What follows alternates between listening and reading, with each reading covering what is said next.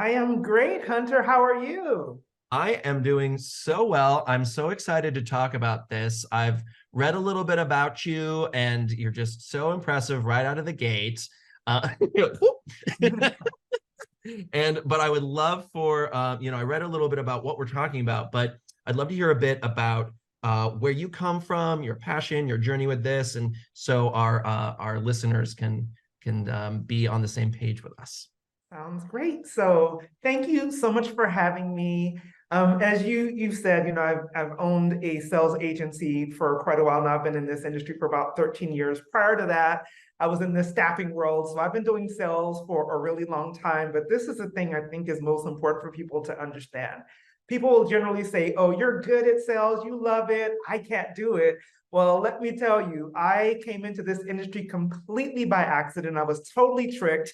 And I think the bosses that I had at that time in the staffing company where I was working, they just saw something in me and they saw that I was really good at developing relationships and I loved helping people get what they want. And they kind of enticed me into a role that overall, in all honesty, became a sales role. So people will generally think that sales is hard. Sales can be icky and weird and all of those things. And I'm just wanting everyone to know that when I came into this world, I didn't love sales, or at least I thought I didn't. I didn't want to do it. But at the end of the day, we're all in sales.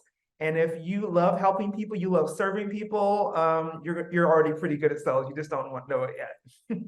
Right. I love that you were tricked into sales by some of your colleagues. And Yeah. you're not the first person today to say that, which is very Wow. interesting. Yes. That's been a recurring theme. That's like people that are good with people may not realize that that is a big part of the dynamic of sales or successful sales relationships. Yeah, for sure, for sure. Yeah. Absolutely. I love it though. I really do. Yeah, well, let's talk about that, right? So you thought you maybe had these preconceptions before you came in, icky, oh, I'm not good at that, but now you love it. So what was the change? And maybe you can help paint this the picture here for what helped you and how you got to where you are now with your business. For sure. So I literally, it sounds very simple, but it's really profound, when you think about it.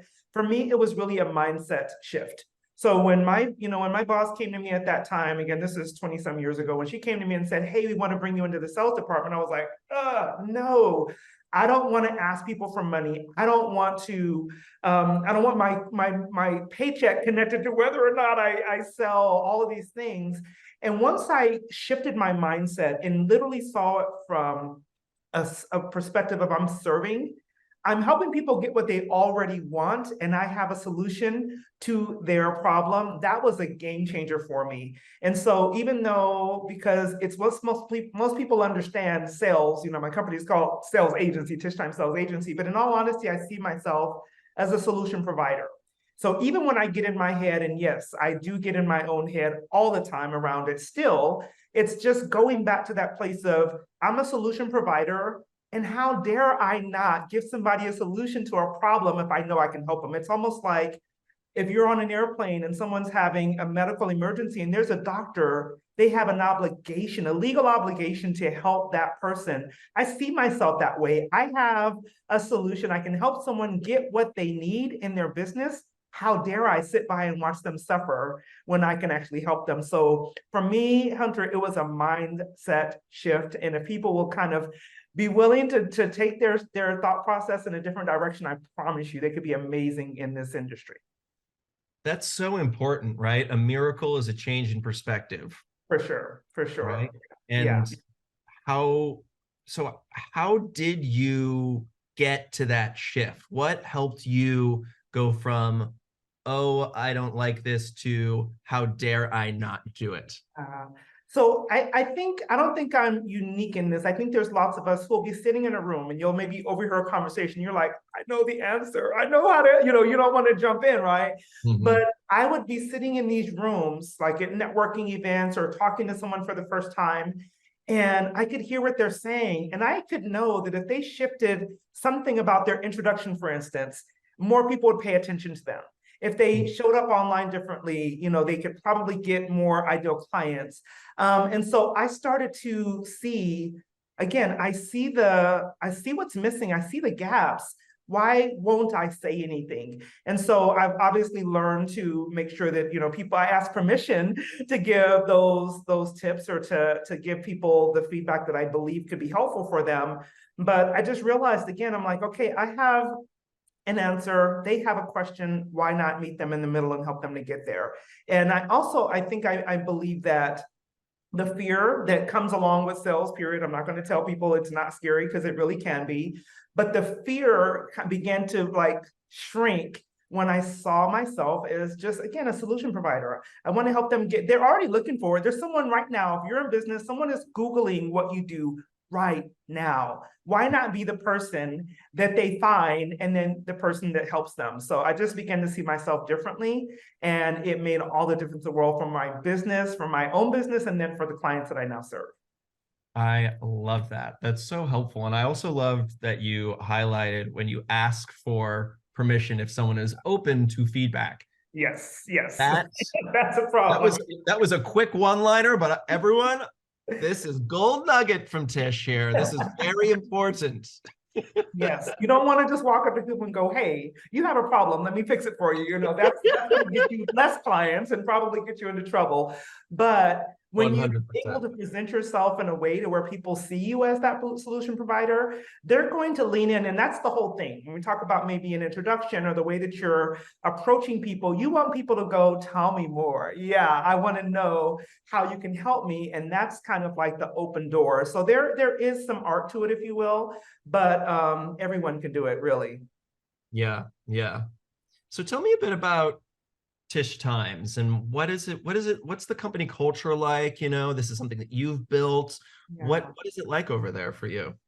So one of our mottos, I guess is the word, or one of our things that we really stand on is we treat the team like family. And Mm. I know all companies don't feel that way, and some people might even slap a hand because of that. But I really believe that if people feel a part, then they'll do their part. If they feel like they have a voice in the company, they feel like they are really treasured and treated well, then they'll stick around. I've had some amazing team members who've been with me for a really, really long time. And I think that that's the culture. The culture is we want to ensure that we put people above profit, even though we're a sales company and our whole goal is to help people make more profit in their business, make more revenue.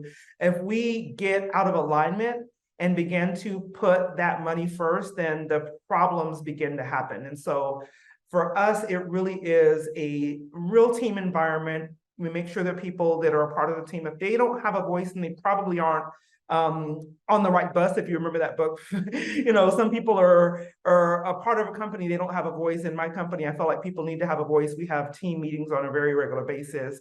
And we want to make sure that when people have great ideas, those ideas are considered, in many cases implemented.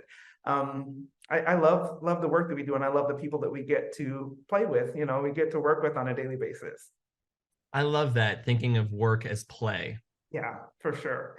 Right. That's another I mind shift. Yeah, I was a part, and I'm not one of those business owners that thinks everybody should be an entrepreneur. But when I came out of the corporate world that I used to work in, I kind of decided, I was like, okay, these are the things I really like, and these are the things I just don't want. If I'm going to build it, I want to build it in a way to where I get to have fun. The people who come get to have fun. They want to work with us. And that was a big, big deal for me. I wanted people to feel important. I wanted them to feel like we're making a difference in the lives of the people that we get a chance to serve. That's so important, because then folks that are working feel that they are bringing value to what we're doing, right? And if my heart's not in it, I'm not really present. No doubt. And when it comes to sales, again, for many people, it's already kind of like, oh, I got to make these sales calls, or I got to get online, I got to talk to these people. The last thing we want to do is make it more difficult for them. So we want to make sure that they have access to tools. We want to make sure they have access to resources. And then we also want to provide an environment where they're able to role play, they're able to ask questions, they're able to get good feedback so that they can show up as their best selves. If in fact they feel like, oh, I don't even want to be here, then they're not going to perform at a high level. And that goes for any company, whether they're in sales or not. But definitely, if you have a sales organization or an organization where people have to sell, and just, real quick, everybody is, whether you're at the front desk or you're literally a part of the sales team, you're in sales. And if people don't want to be there, they're not going to be an ambassador of that organization. They're not going to be telling people, hey, this is where you should bring your business. Quite the opposite, in all honesty, whether it's with their words or it's with their behavior. Mm-hmm. And so what would you say if folks are set up for success in these scenarios? What are some of the most important parts of the sales process once you are doing your best, or you're set up? That's a great question. When people would ask me that question, even about a year ago, I would always go right to the follow-up process, because that's a neglected part. It's a place where people normally have deals fall through the cracks because their follow-up process isn't strong. And I really still believe that's important. But what I've been finding lately, and I heard the ladies talking earlier about LinkedIn, it's like, it's such a noisy market right now. And if you don't have a really solid lead generation tool, if you don't have a way to attract new clients into your business, new prospective clients into your business, be visible so that people can find you, and be attractive to when they find you, they want to go beyond that, you're going to have a problem. And so that lead generation piece is huge when it comes to sales, because I don't care how great you are at the sales conversation. If you're not having enough of those sales conversations, you're probably suffering in your sales. So that front end of finding the right clients, knowing who those right clients are, we call them a perfect client profile, having your perfect client profile, knowing who it is so well to where when you're having a conversation with someone, within 5 to 10 seconds, you're going, okay, I know who that person is, or I know that I can help them, or I know I probably can't, and I need to probably refer them elsewhere, or maybe give them a separate resource. Something that we've created, Hunter, is we call them our perfect client, profiles or avatars. And so for us, there's this three very easy identifiable people we know we're going to work with. We're going to work with someone that we call, these are female names just because our company just happens to be highly female, not for any other reason, but we call them Introvert Irene. And that's a person who's amazing at what they do, but they're probably not getting the word out as much because they don't feel that comfort level to kind of shout out from the rooftops. We have Networking Nancy. That's a person who's amazing in networking, getting out there, talking about it, but they don't have a strategy behind their marketing, behind their outreach. And so therefore they're letting potential clients fall through the cracks. And then we have Sales Leader Susan. And Sales Leader Susan is in charge of a team. They got to keep those people motivated. They want to make sure that the team has the tools, all of the things that they need to be highly successful. They're adding dollars to the bottom line. And so although those are our primary, they're not the only ones, but because we're so familiar with them, when we're having a conversation, it's easy to identify, is this a potential client for us? And how should we now communicate with them, knowing who they are, knowing how they're going to be receiving information? So identifying the right client and then making sure that that client can find you is primary, because all of the other things are kind of a moot point if you don't have that engine in place. Right. If they don't know you exist, how are they ever going to find you? They won't. They absolutely won't. And it's again, it's about being vulnerable, right? You got to put yourself out there and take a risk. And it's that first one, right? It's really like once you get the ball rolling, I imagine it's much easier than pushing the Sisyphus, pushing it up the hill, right? It is a totally different world when people are locating you. I love when clients come to me and they say, we need help because we have too many leads and we don't know what to do with them. I'm like, yes, they're doing something right, because the others are kind of pushing that ball up the hill, trying to figure out, how do I get new leads? How do I get people to see me, to find me, to even know how to work with me, opposed to having all of the other pieces of the sales process in place. So important. Yeah. I love it too when you get those successes already, like, okay, we can hit the ground running together. Yes. That's really nice. Yes. But then you can also help the other folks. Oh, for sure. It's just a different conversation, and it's a different way that we work with them, because if they come, many times they come with no leads, And it's like, okay, first things first. Let's look at what are you putting out there? What are people seeing, hearing, even sensing when they encounter you? Because you can judge energy when you're online, right? You're like, oh, Mhm. this is someone that I really want to get to know better. I want to work with them. And then occasionally you're like, nope, I don't feel it. I'm not feeling No, it at thank all. you. So it's really kind of figuring out what are people seeing or hearing when you talk, and that's going to sometimes be a big part of how you're identifying and drawing in those potential clients. Yeah, absolutely. And I completely agree. You can tell so much, like you and I just met, we're 20 minutes in, but there's a flow already, there's an energy, Right. and oh, okay, I can have fun with this person. We can deviate, we can bounce off each other. It takes listening, right? Like I wouldn't get that if I was just yammering the whole time because I Oh, didn't good. know how to Yes. show up. Yes. So you know what? You said something I think is so powerful. And okay, many of us are utilizing AI technology, even for like recording some of our Zoom calls. I'm going to Mhm. give you all a real quick tip.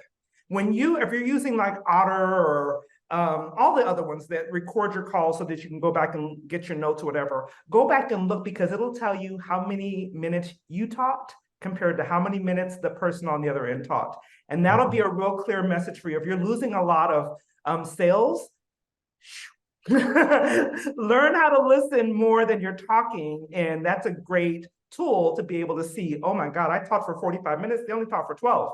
Ooh, that's not a good thing. So it's a great tool to use. That's an excellent tip from Tish. Tish Times tips for AI techniques. Love it.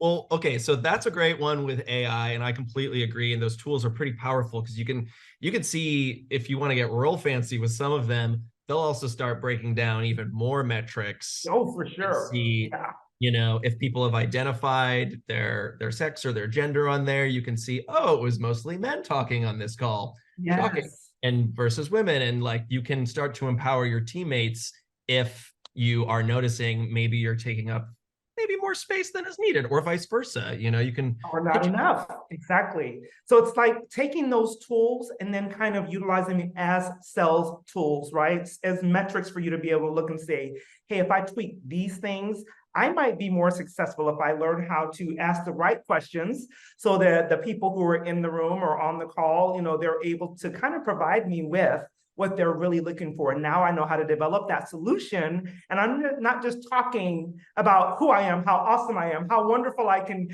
do all these wonderful things, but I've never addressed the actual issue that they have. So utilize those tools and look back and see, okay, what did they really say? I was Mhm. talking so much, I didn't even hear that they actually are needing this one thing that we actually can help them with. Or, like I said, we can't, and we can provide them with some additional different resources. Yeah.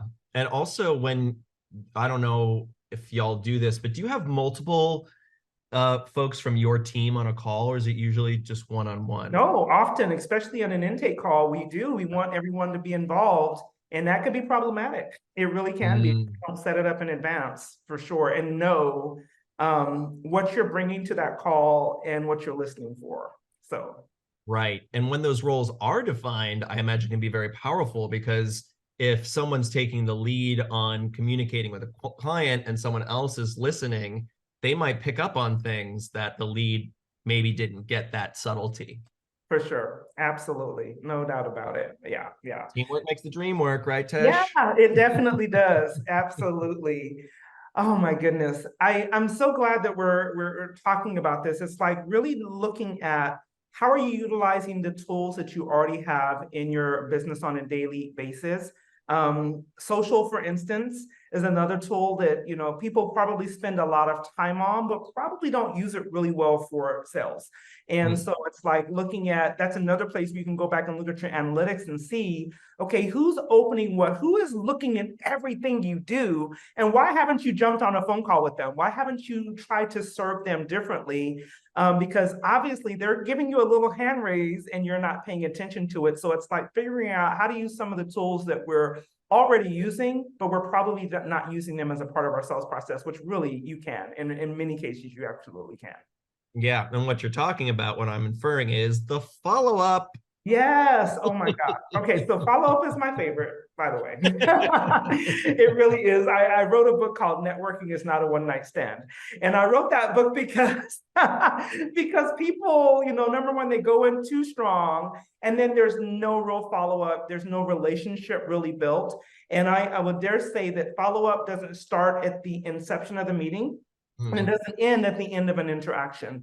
It really begins when you're preparing to have a conversation. Just like you said, okay, I did some research. I know a little bit about you. I've been on your site, whatever. So it's like understanding who you're going to be communicating with, number one, because now you know how to communicate with them. And in some cases, you know a little bit more about what they're looking for. But then afterwards, it's like putting a true follow-up process in place that enables those people to feel like they get me, they heard me, they really do want to help me. I would say that follow-up doesn't stop or doesn't really start with like an email, because people will say, hey, Jerry, it was great to meet you. I hope we get a chance to talk again, and say, I followed up. And that's not really it. Follow-up really takes place when we have a connection. So that means that we've actually either communicated on a phone call, we've had a Zoom call, I've maybe sent you a video, because if I can't get someone on the phone, I'll send them a video, and many times people will respond to that. And then it's like putting it in place. For many of us, we use some automated systems that help you with that. And so it might say, okay, well, then 2 days, if I haven't talked back to Jerry, I need to do this thing. I need to send him a handwritten note. I need to maybe find an article that's going to be really, really valuable for him. I need to find out, is there someone else on his team that is a part of their decision-making process that I probably should reach out to as well. So there's a few things that we need to be doing, but 12 steps minimum, because it takes at least that for most people to even reconnect with you, and even longer, in all honesty, for sometimes if you're in a bigger company or there's multiple decision makers.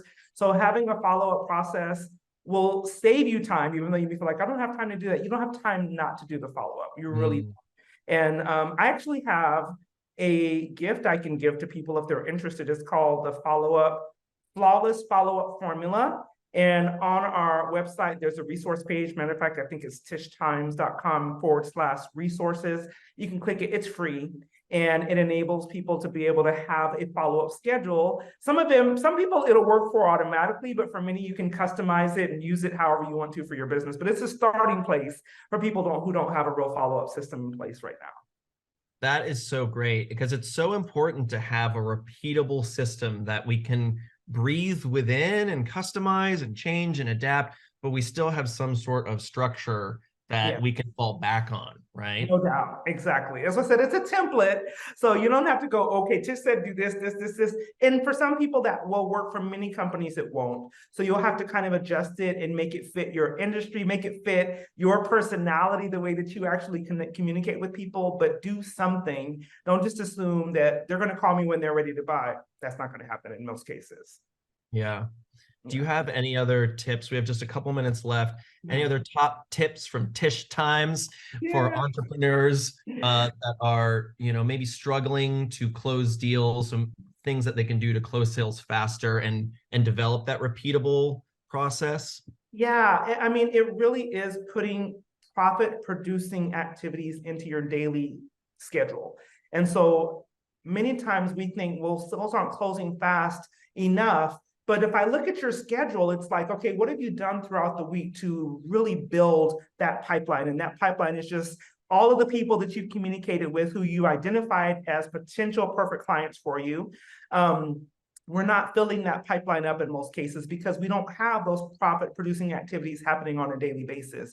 So I recommend that you put 90 minutes on your calendar. I know it sounds like a lot, but I promise you're probably wasting 90 minutes a day already. And that's not a hand slap, that's for all of us. When we don't have something specific to do, we find ourselves doing things that really don't add any dollars to our bottom line. And so looking at, okay, how many people have you communicated with in all of your different scenarios? That might mean going into your CRM and following up with the people that you met last week at that networking event. That might mean going into your LinkedIn and doing a sincere, organic, real conversation, not that crazy, hi, my name is such and such, and I can fix all your problems. Can we, that people are over that. There's a place for us to have a real conversation with people that we have the ability to really help. So having some of those kind of conversations, doing some of these types of things, getting on more podcasts, getting on more interviews, doing a real content strategy so that people will not, when they hear from you, they know who you are